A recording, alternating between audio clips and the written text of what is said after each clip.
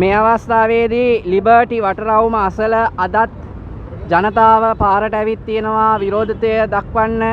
සාමකාමී ලෙස මේ දක්වන්නේ මේ රටේ ජනතා පරමාධිපත්‍යය තුල ජනතාවගේ අයිතිය මේ ඇතිවෙමින් තිබෙන මේ රටේ තත්ත්වය අපි දන්නා මේ වෙනකොට ක්‍රිකට් අන්තර්කාලීන කමිටුවක් වැරදි කියලා ජනාධිපතිව කියනවා.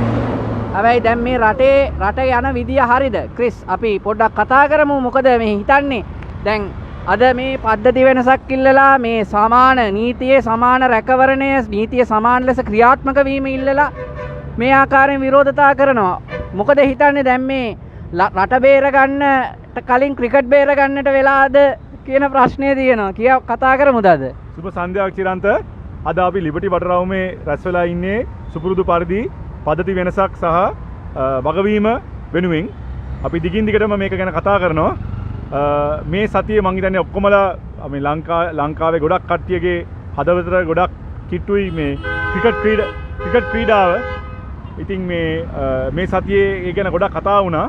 ඉස්සලා පරාජය වුණාට පස්සේ අපි ගොඩක් අපි තවත් බලන්න වුණා ඇයි මේවට හේතු මේවා වෙන්න හේතු මොකක්ද කියලා.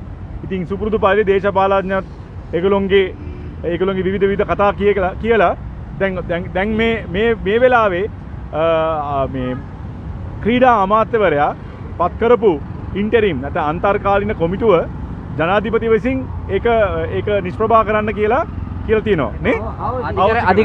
අධිකරණයත් ඒකට අතුරු තහනම් නියෝගයක් දීලා තියෙනවා.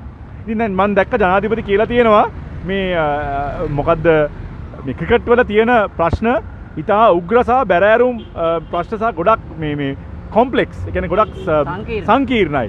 ඉතින් අතුරු කොමිටියක් දාලා මේ සංකීර්ණ ප්‍රශ්න විසඳන්න බෑ. ඉතින් ක්‍රිකට් ගැන මම ඇත්තට එච්චර දන්නේ නැහැ. ශ්‍රීලංක කතාවේදී මම ඒක ගැන කතා කරන්නේ නැහැ. හැබැයි ජනාධිපතිතුමා ඔබ කියපු දේ ගැන මම 100%ක් එකඟ වෙනවා. අපේ රට ගැන තියෙන ප්‍රශ්නත් ඉතාමත්ම සංකීර්ණ ප්‍රශ්න තියෙන මේ අපේ රටේ. අපේ රටේ තියෙන ප්‍රශ්නේ ඔබතුමා හිතනවා නම් ගෝඨාභය අරගලෙන් එළවපු ගෝඨාභය වෙනුවට ඔබතුමා එතනටපත් වෙලා අන්තර්කාලීන ජනාධිපති කෙනෙක් හැටියට ඔබතුමාට මේ සංකීර්ණ රට බංකොලොත් වෙලා අවුරුදු 75ක් තිස්සේ මේ ඔබතුමාත් වග කියන්න ඕනේ මේ රට මේ වැටලා තියෙන තත්ත්වෙට. අවුරුදු 45ක් ඔබ පාර්ලිමේන්තුවේ 6 පාරක් ඔබ මේ අගමැති වුණා. අගමැති වෙලා හිටියේ. ඉතින් ඔබතුමාත් මේකට වග කියන්න ඕනේ මේ පද්ධතිය කඩාගෙන වැටීම සම්බන්ධව. ඉතින් මේකත් ඉතාමත්ම සංකීර්ණයි. ඉතින් හිතන්න එපා ජනාධිපතිතුමනි ගෝඨාභය වෙනුවට ඔබතුමා පත් කරා කියලා මේක විසඳන්න පුළුවන් කියලා. අන්න ක්‍රිකට් එක වගේ තමයි ඔබේ ක්‍රිකට් කොමිටුව ගැන ඔබේ අදහස ගැන තමයි අපිට තියෙන්නේ මේ අපේ රට ගැන. ඉතින් ඒක නිසා පොහොට්ටුවේ හොරු ටික තාම එතන තියාගෙන පොහොට්ටුවේ 134 දෙනෙක් ප්‍රමුඛව ඔබ ජනාධිපතිතුමා හැටියට පත් කරා. හරිද? ඔතන කවුද ඉන්නේ? ජපානයේ විසින් මේ කොමිස් ගත්තා කියලා කියපු නිමාල් සිරිපාලද ඉන්නවා. හරිද? ඊට පස්සේ වෙන කවුද ඉන්නේ ඔතන? මේ දිත්ත පුරවැසි මේ මොකද්ද? ලංකාවේ පුරවැසියෙක් නොවන කියලා මේ ආගමන විකනමන දෙපාර්තමේන්තුවෙන් කියන CID එකේ බී වාර්තාවෙන් උත් කියන පුද්ගලෙක් ඉන්නවා අපේ මේ තැනැත්තියක් ඔබතුමාට සහාය දෙන. මේ උසාවියෙන් උත් මං හිතන්නේ 23 දෙනෙක්ගෙන් එක්කෙනෙක් කියලා තියෙනවා එතුමිය සුසු නෑ කියලා. මේ පාර්ලිමේන්තුවේ ඉන්න 3 දෙනාගෙන් එක්කෙනෙක්. දැන් මං හිතන්නේ දැන් ඒක තව දුරටත් ශ්‍රේෂ්ඨාධිකරණයට යනවා. ඊට පස්සේ මහින්දානන්ද ගමගේ අලුත්ගමගේ. එයා කවුද? එයා තමයි ලංකාවට ගූ පෝර නැව ගෙන්නුවේ ඇමති වෙලා හැටියට. එයා තාමත් ඔබතුමාට සහ මේ ආණ්ඩුවේ ඉන්නවා. බන්ධන ගුණවාදන. එයා කවුද? මේ කැබිනට් එකේ මේ ස්පෝක්ස් පර්සන්. ඒ කියන්නේ මේ කැබිනට් මාධ්‍ය ප්‍රකාශක. එතුමාගේ ප්‍රශ්නේ මොකද්ද? එතුමා තමයි මේ ගෑස් ලංකාවට බාල ගෑස් ගෙනල්ලා. හරිද? මිනිස්සු 7 දෙනෙක් මැරුණා. දේපල හානි වුණා. අද වෙනතුරු මුකුත් වෙලා නැහැ. එතුමා තාම නිදැල්ලේ එළියේ ඉන්නවා. එතුමා තමයි එවකට හිටපු ඇමති. හරිද? එතුමාට විරුද්ධව එවකට හිටපු CAA කියන්නේ Consumer Affairs Authority එකේ අධිකාරියේ තුෂාන් ගුණවර්ධන CID එකට පැමිණිලි කරලා තියෙනවා. අද වෙනතුරු මුකුත් වෙලා නැහැ බන්දුන ගුණවර්ධනට. හැබැයි තුෂාන් පිටිපස්සේ නම් CID එකෙන් යනවා. හරිද? වෙන කවුද ඉන්නේ? දිලුම් මමුණගම. මේ ඊයේ පෙරේදා මේ ප්‍රතිචක්‍රීකරණ කට්ටියකින් එයා කප්පාම ඉල්ලනවලු. ඒගොල්ලන්ට කියලා දිනවලු අමුණුගම පදනමට මේ සල්ලි දාන්න කියලා. මෙන්න මේව කට්ටිය තමයි ඉන්නේ. ප්‍රසන්න රණතුංග. කවුද? උසාවියෙන් කියලා තියෙනවා ඌ මිනිහා කප්පන්කාරයෙක් කියලා. හරිද? චොකා මල්ලි. ඔබට දෙන සහාය දෙන 134 දෙනෙක්ගෙන් එක්කෙනෙක්. කවුද? උසාවියෙන් කියපු මිනිමරුවේ. හැබැයි නිදොස් කොට නිදහස් පස්සේ. ඉතින් මේ වගේ කට්ටිය තමයි ජනාධිපතිතුමනි ඔබ මේ ඔබ ආණ්ඩුවේ තියාගෙන කේලිය රමුක් වැල්ල. කී දෙනෙක් මොකක්ද එයා සෞඛ්‍යයට කරේ? ඔහුට දුන්න දඬුවම මොකද්ද? එතනින් අයින් කරලා මොකද්ද වනජීවීකරණේ දාලා තියෙන්නේ? පරිසර ඇමති.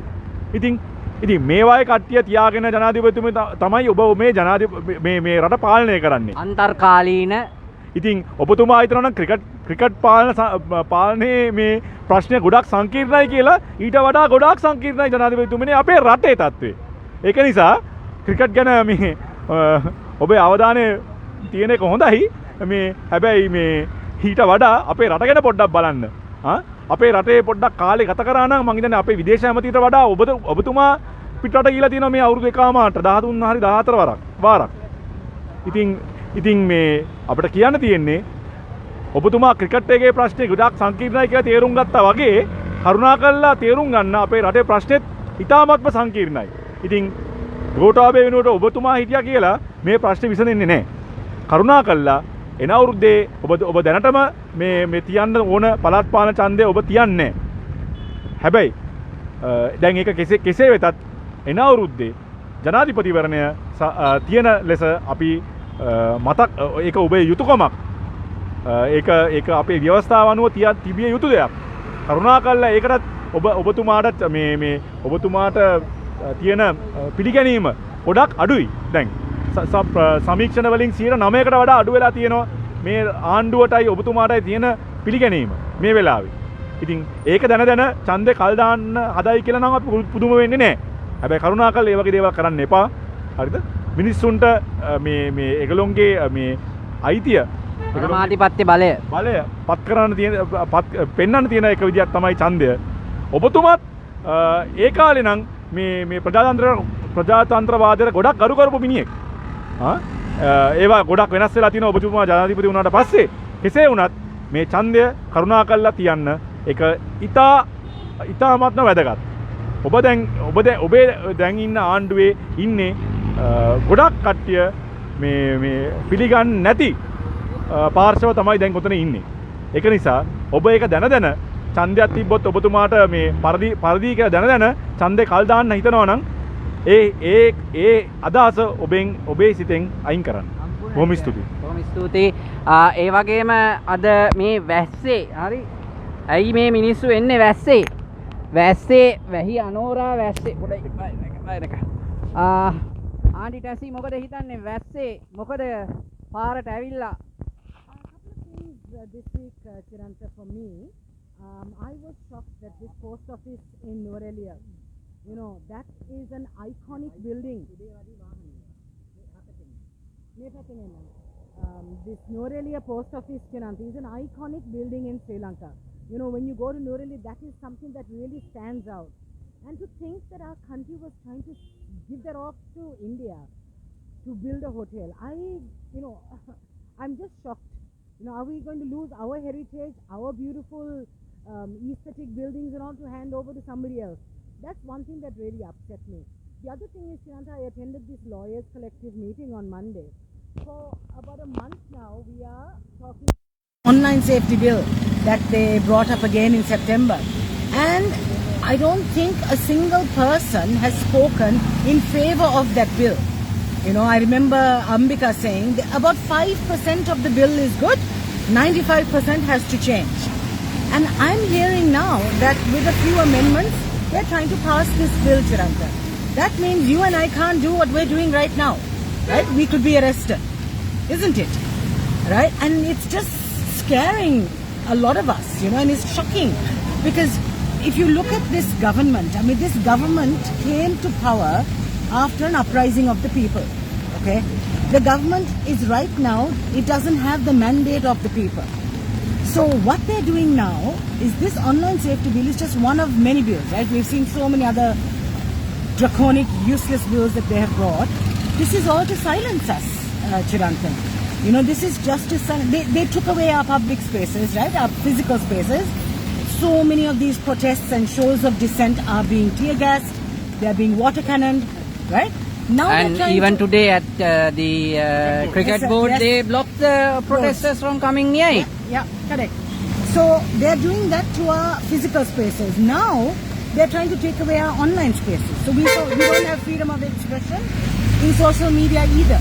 Once this bill comes into effect, you know, I was just horrified because so many learned people have complained and petitioned against this bill, including our GGY group. You know, because for us, it's very important to be able to talk about the issues that are currently happening in our country. We do that every Wednesday evening, we do that on Sunday evening, and we do that here at Liberty. So once this online safety bill comes into effect, are we not going to be allowed to do this anymore? This is our constitutional right, isn't it? To stand here and show dissent. We're not distracting anybody, we're not endangering anybody. We are standing here in the rain, mind you, to show dissent against the bad governance of our country. One thing, Chiranta, I want to say positive. On Tuesday afternoon, I attended a peace conference at Hyde Park. Now, this peace conference was to show solidarity with what's happening in Palestine. And I was amazed to see the number of politicians, civil society leaders, religious leaders who all gathered together. And I was thinking to myself, yes, Palestine is a devastating issue and it's been going on for many years. But what would happen, Chiranta, if all of these people got together to show dissent about our country, right? The state that our country has plummeted into now. If we all came together like we did on Tuesday evening for Palestine, we need to do this for our own country because there were people there who spoke and they spoke so well. And I feel that they are true leaders or future leaders of our nation. But they're not given a chance because we've got all the crooks and the looters and the criminals there in Parliament. I listened to some amazing speeches from so many wonderful people who were there. And they weren't all Muslim. There were Sinhalese, there were Buddhists, there were Muslim, there were Hindus, and there were Christian priests. And I enjoyed every single moment of that. The feeling of unity, the feeling of togetherness for one common cause. It reminded me of Daragalaya last year, Chiranta, where everybody, we didn't care who we were all there as true Sri Lankans. And that's what I got on Tuesday afternoon. And I think we need to come together just like that for our own country. And I thank all the politicians who were there, all the civil society leaders who were there, all the religious leaders who were there on Tuesday. Let's all come together and resurrect our country. Bring it back to the glory that it was just a few years ago.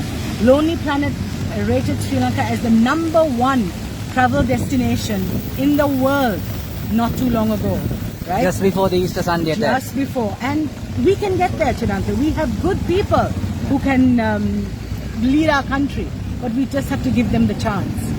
And I don't think that's going to happen if we don't see a change in our political culture. So let's hope, let's keep praying that something's going to happen soon. Thank you, Chiranta, for being here at Liberty. We're here every Thursday at 5:30. Please join us. Rain or shine, we're here. Right, thank you. ඉතින් අපේ රටේ මේ විදියට මිනිස්සු පාරට එන්නේ මේ පද්ධතිය වෙනස් වෙන්න ඕන හින්දා මේ පද්ධතිය වෙනස් නොවි අපි ක්‍රිකට් කියන්නේ එක මේ පද්ධතියේ ඇතිවෙච්ච හානි වලින් එකක් පමණයි ක්‍රිකට් කියන්නේ. ක්‍රිකට් කියන්නේ ඒ මේ කඩාවැටිච්ච පද්ධතිය හින්දා ඇතිවෙච්ච එක්තරා අර්බුදයක්. එතකොට මේ අනිකුත් අර්බුද මේ සියල්ල මේ රට ගොඩ ගන්න නම් ක්‍රිකට් පමණක් නෙමෙයි රටේ ජනතාව ලස්සනට ආර්ථික මැච් එක ගහන්න නම් රටේ ජනතාව තමන්ගේ ජීවන තත්ත්වය හරියට ගෙදර මැච් එක ගහන්න නම් මේ රට ගොඩ එන්නට ඕනේ. ඒකයි අද මේ ජනතාව පාරට ඇවිල්ලා ඉල්ලන්නේ. ඔබටත් පුළුවන් සම්බන්ධ වෙන්න පලස්තීනිය වෙනුවෙන් ඔබ එනවා වගේම අපේ ශ්‍රී ලංකා මාතාව වෙනුවෙන් එන්න එක්වන්න මේ පද්ධති වෙනස අපි සිදු කරගමු. අපි කියන්නේ රනිල්ට go home නෙමෙයි. අපි කියන්නේ රනිල් මේ වෙනස ජනතාව ඉල්ලන දේ කරපිය ඡන්දය තියන්න පද්ධති වෙනස කරන්න. එයාට ওই පුටුවේ ඉඳගෙනත් ඕක කරන්න පුළුවන්. එයාට ගෙදර ගිහිල්ලා කරනවා බලන් ඉන්නත් පුළුවන්. එයා කරලා එයා රජ වෙනවාද? එයා හොඳ මිනිස්සෙක් වෙනවාද? එයා ගෙදර ගිහිල්ලා නරක මිනිහෙක් වෙලා වෙන කවුරු හරි ඉදිරියේ එන අනාගතේ එන දේශපාලඥයෙක් බැබලෙනවද කියන එකේ තීරණය තියෙන්නේ රනිල් ඔබ අතේ. I am waiting to see Ranil arrest. I'm waiting to see Ranil Wickremesinghe arrest even one person who has caused our country to go into bankruptcy. One person. Let's see if we can get Ranil Wickremesinghe to arrest even one person today. We are hearing more and more of these scams. I mean, there's another sugar scam. We saw garlic scams. We saw all sorts of scams happening under the Gotabaya Rajapaksa government. Now we are in the Ranil Wickremesinghe government. We're still seeing so much of corruption and things happening. Why isn't somebody being arrested? Why isn't somebody being arrested? Are we protecting all of these folks? Isn't it time to stop this nonsense and get our country back on track? This is what we're hoping for. Thank you, Chirag. Thank you. ඉරන්තවා කිව්වනේ මේ රනිල් වික්‍රමසිංහට ඕන ගෙදර ඉන්නත් පුළුවන් කියලා. හොඳයි. ඔව්. ඒ ගෙදර ගිහිල්ලා මේක කරනවා බලන් ඉන්නත් යට පුළුවන්. නෑ ඒක බලන්න ඕනේ. එයා ගෙදර හිටියොත් එයා Netflix නේ බලන්නේ. නෑ චිරන්ත හැබැයි පොඩි වීලු පැත්තක තියලා අපේ ටැක්සි සොයුරේ කිව්වා කතා කරා අර නුවරඑළියේ මේ තැපැල් කාර්යාලය ගැන. මට පොඩි දෙයක් කියන්න ඕන වුණා ඒක සම්බන්ධව. දැන් මේ තැපැල් දැන් සමහර කට්ටිය කියනවා ඔය තැපැල් කාර්යාලය මොකටද? ඒක විකුණලා සල්ලි ගන්න පුළුවන් නේ. අපේ රට බංකොලොත් වෙලා තියෙන්නේ. හරිද? ඒක ඔයගොල්ලෝ මේක මේ ප්‍රශ්න දිහා බලන සරල විදියක්. ඇත්ත. ඔයගොල්ලෝ කියන එක ඇත්ත. රට බංකොලොත් වෙලා තියෙන්නේ. ඒක විකුණලා සල්ලි ගන්න පුළුවන් නම් ඒක හොඳ දෙයක්. හැබැයි මේ පද්ධති වෙනසක් වෙනුවෙන් හිතගන්න ඉන්න අපි වෙන පැත්තකින් තමයි ඕක දකින්නේ. මම ඒක කියන්නම්. දැන් ඕක ඔය නුවරඑළියේ මේ උපතැපැල් කාර්යාලයේ විකුණන්න පත්‍රය දැම්මද? ටෙන්ඩර් එකක් දැම්මද? ලන්සු කනෙව්වද? නෑ. මොකක්ද වෙලා තියෙන්නේ? අන්සොලිසිටඩ් ප්‍රොපෝසල් එකක්. ඒ කියන්නේ කවුරුවත් ඉල්ලපු නැති විදේශ සමාගමකින් මේ බඳුරු ගුණවර්ධන කැබිනට් ප්‍රකාශක කිව්වේ. හරිද? එයා තැපැල් ඇමතිත් එක්කනේ විදේශ සමාගමකින් කෙලින්ම ජනාධිපතිට මේ ප්‍රොපෝසල් එකක් එවලලු. මේක දෙන්න කියලා. මේක බද්දට ගන්න හරි කොහොම හරි. මේක අවුරුදු කීපයකට ගන්න. හරිද? බද්දට ගන්න ඕන කියලා ගන්න අවුරුදු 30ක් 50කට වත්නේ. 99 නේ. කොහොම වෙතත් දැන් අපිට තියෙන ප්‍රශ්නේ දැන් IMF එකෙන් පැහැදිලිව කිව්වා.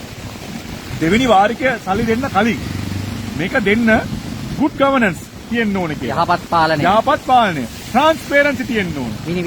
විනිවිදභාවය. හරි. ඉතින් මොකද්ද මේකේ තියෙන විනිවිදභාවය? මේ ආණ්ඩුවට අවශ්‍ය නම් තැපැල් කාර්යාලය විකුණන්න පත්‍රේ දාන්න තිබ්බනේ. අපි මේක විකුණන්න අපේ අදහසක් තියෙනවා. අපි ලන්සු කඳවනවා. කැමති කට්ටිය මේ ඒවට මේ බිට් කරන්න කියලා. ඒවා මුකුත් කරන්නේ නැතුව මෙහෙම තනි පුද්ගලෙක් ඇවිල්ලා කියනවා සමාගමක් ඇවිල්ලා කියනවා හරි මම මේක කරනවා මම මේක කරනවා මෙච්චර දෙන්නම් කියලා ජනාධිපති හරි මම ඒක දෙන්නම්. එහෙමද කරන්නේ මේ ජනාධිපතිගේ පුද්ගලික මේ බූදලයේද මේ? නෑ මේ මිලියන 22ක් ලාංකිකයන්ට අයිති දේවල් මේවා. හරි ඒක නිසා හරිද? රට බංකොලොත් වෙලා ඉන්න තත්ත්වය හරිද? එහෙමනම් එච්චර කැක්කුමක් තියෙනවා නම් ජනාධිපති මාලිගාව තියෙන නුවරඑළියේ අක්කර ගණන්. මේක පර්චස් 50යි. ජනාධිපති මාලිගාවල අක්කර ගණන් තියෙන්නේ. ඒක විකුණන්න. ඒක බද්දට දෙන්න. ඔච්චර කැක්කුමක් තියෙනවා නම් රට ගැන. ඉතින් චිරන්ත අපි කියන්නේ ඒක වුණත් මේ IMF එකෙන් අපිට ලැජ්ජයි IMF එකෙන් කියන්න ඕන අපිට. අපි මේවා ගැන අවුරුදු දෙකක් තිස්සේ කතා කරනවා. මේ වගවීම සම්බන්ධව. ඉතින් අන්තිමේදී IMF එකෙන් කියන්න වුණා මේ වගේ විනිවිදභාවය තියන්න කියලා. ඉතින් ඇත්තට මේක විකුණන්න ඕක බද්දට දෙන්න අවශ්‍ය නම් හරිද? නිකන් මේ එක්කෙනෙක්ගේ ඔෆර් එකක් අරගෙන හරි මම මේක දෙනවා කියලා මේක වැඩක් නැහැ මම මේක දෙන්න තීරණයක් එහෙම කරන්නේ නැතුව ජනාධිපතිතුමාට කරන්න තිබ්බා මේ කළ යුතු විදිය. මේක පත්‍රේ දාන්න. නැත්තම් කැබිනට් එකෙන් තීරණයක් ගන්න ඉස්සෙල්ලා මේක විකුණන්න. ඒව මුකුත් කරන්නේ නැතුව මේ තනි තීරණයට මේවා කරන්න බෑ චිරන්ත. අද ඒ වගේ දේවල් කරනකොට අපිට බලන් ඉන්නත් බෑ. පද්ධති වෙනසක් කියන්නේ ඒකම නෙමෙයි. එතකොට මොකද මම දන්න තරමින් එහෙම ඒ ටෙන්ඩර් ප්‍රතිපාටියේ තියෙන ක්‍රමවේදය වෙන්නේ මේකට දෙන උපරිම ගාණ ගන්න පුළුවන් උපරිම ගාණ දැන් මේ දෙන ප්‍රමාණය අපි කියමුකෝ බිලියන 10ක් ඕකට දෙනවයි කියලා ඩොලර් බිලියන අපි හිතමුකෝ නිකන් ඩොලර් මිලියන 300ක් දෙනවයි කියලා මේක අපි නිකන් හිතනවා. එහෙම වුණොත් තව කෙනෙක් 500ක් දෙන්න ලෑස්ති නම් එයාට දෙන්න තියෙන chance එක නෙමෙයි නැති වෙන්නේ. මේ වගේ දේවල් කරනකොට අනිවාර්යෙන් හොර මාර්ගයේ යන්න තමයි යන්න ප්‍රවණතාවය වැඩි. ඉතින් දැන් මේ වගවීම සහ පද්ධති වෙනසක් වෙනුවෙන් කතා කරන අපිට මේවා දිහා බලන් ඉන්න බෑ චිරන්ත. හරිද? ජනාධිපතිතුමා හිතනවා නම් හරි මම ඒව කිව්වනේ මේක මට මේක ඕනේ. එන සති එහෙම හරිද? සර් කිව්ලා වගේ එව්වා හරියන්නේ නැහැ. මේවා නිකන් අපිට පේන චිරන්ත නාට්‍ය. අර සමහර මිනිස්සු මේවට කැමතිනේ. ඒගොල්ලෝ නිකන් පෙන්නන නාට්‍යයක්. දැන් කලින් අර ගෝඨාභය ගමසමග පිළිසඳ මතකයි නේද? ඇවිල්ලා කියන්නේ මම කිව්වාම මගේ වචනේ තමයි සර් කිව්ලෝ ඒක. ඉතින් අන්න ඒ වගේ නාට්‍ය. අර මතකද අර ගෝඨාභය මහත්තයා RMB එකට ගිහිල්ලා එන්න සද්දයක් දැම්මේ. සතියක් විතර ඊට පස්සේ දැන් මොකද ආපහු එතනටම ගිහිල්ලා තියෙන්නේ. මතකද ඊට පස්සේ ගෝඨාභය රාජපක්ෂ මේ හාල් විකුණන කට්ටියට ගියේ මං හිතන්නේ මේ වාඩි වෙලා කැල්කියුලේටර් එක කරලාගෙන ඔයා කීයටද මේක දෙන්නේ? අන්තිමේදී මොකද්ද උනේ? දැන් හාල් කිලෝ එකක් කීයද? ඕවට ඉතින් නාට්‍ය මේ දේශපාලඥයන් මං හිතන්නේ පාර්ලිමේන්තුවට වඩා ගිහිල්ලා සිනමාව කරන්න ඕනේ මේගොල්ලෝ. හරිද? ඊට වඩා ඒගොල්ලෝ ඇත්තට දක්ෂයි. අපේ ඉන්න සිනමා කට්ටියට වඩා මේගොල්ලෝ දක්ෂයි මං හිතන්නේ නාට්‍ය වලට. ඒක නිසා චිරන්ත මම පොඩ්ඩක් මගෙන් කතා කරේ මම ටැසි ස්ටෝරි එකේ කතා කරමු නිසා. ඔව් ඒක මට මේ නේදට මේ ඔඩියෝ එක ආවෙත් නෑ මේ ලයින් එක මේ වෙලාව වතුර ගිහින්. හරි. ඉතින් මේ වැස්සේ අපි මේ උද්ඝෝෂණ කරන්නේ ඇයි?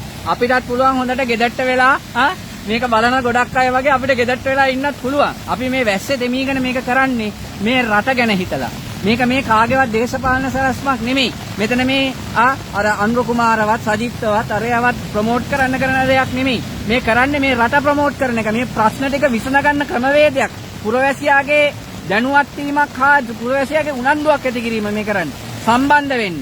මේවට අපි දන්නවා පිටිපස්සෙන් දැන් අද මහින්ද වැස්ස හින්දා ගිහිල්ලා කට්ටිය පිටිපස්සේ පොලිසියෙන් දානවා.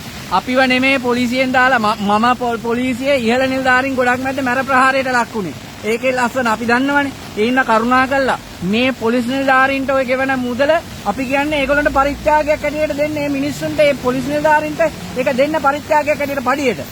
මෙතනට ඇවිල්ලා හිටන් ඉන්න ඕනේ නැහැ නිකන් අපරාධ සපත්තු ගෙවනවා. ඒ සපත්තු ගන්න වෙන්නේ ඒගොල්ලන්ට අපි ගෙවන සල්ලි වලින්. ඒ ඉන්න කරුණා කළා තමන්ගේ වගකීම හරියට කරන්න. හරි දේවල් වලට තියෙන ධනය රජයේ වියදම මිනිස්සුන්ට බදු ගහලා හැමදේම වැඩි කරනවා වගේම රජයේ වියදම මේ උද්ඝෝෂණ බලන පොලිසිය අය වන්නවට වඩා දේවල් වලට වියදම් කරන්න. මේ රටේ මිනිස්සුන්ට පොලිසිය සේවාව අත්‍යවශ්‍යයි. ඒක ඒ ආකාරයෙන් ලබා දෙන්න මේ උද්ඝෝෂණ වලට මෙතන හරියට පොලිස්පති කෙනෙක්වත් පත් කරගන්න බැරි රටක්. හරියට පොලිස්පති කෙනෙක්වත් පත් කරන්න බැරි රටක් නේ අපේ රට. මාස 8ක් දැන් අපි මේ හිටපු CD වික්‍රමරත්න පොලිස්පතිතුමාගේ කාලය දික් කර මේ 4 වෙනි මේක සේවා දිගු කිරීම. අලුත් පොලිස්පති කෙනෙක් අපිට පත් කරන්න බැරි රටක් මේක. ඒ මොකද වෙලා තියෙන්නේ? අපේ රටේ පොලිසිය අයත් දේශපාලඥයන්ට මුට්ටි අල්ලලා අන්තිමේදී නීතියේ රැහැනේ අහුවෙලා පැටලිලා අද එකෙක් නෑ පොලිස්පති වෙන්න සුදුසුකම් තියෙන. අද කනගාටු ඒ තියෙනවා. හැබැයි ඉන්නවා. පොලිසිය සුදුසුකම් තියන අය ඉන්නවා. ඒ අය මේ දේශපාලන ගේම් වලට කැමති නෑ. ඒවට දාලා ඒ වගේ කෙනෙක් පත් කරන්න මේ පාලකයෝ කවුරුත් බයයි. ඕකයි ඇත්ත. එහෙමනම් ලිබර්ටි වටරවුමේ අරගලයෙන් අපි සමුගන්නවා. හමුවෙමු නැවතත් ආදරේ අරගලයට ජය වේවා. ශ්‍රී ලංකාවට ජය වේවා. ලස්සන රටක් අපි හැමතෙම උදා වේවා. බොහොම ස්තුතියි.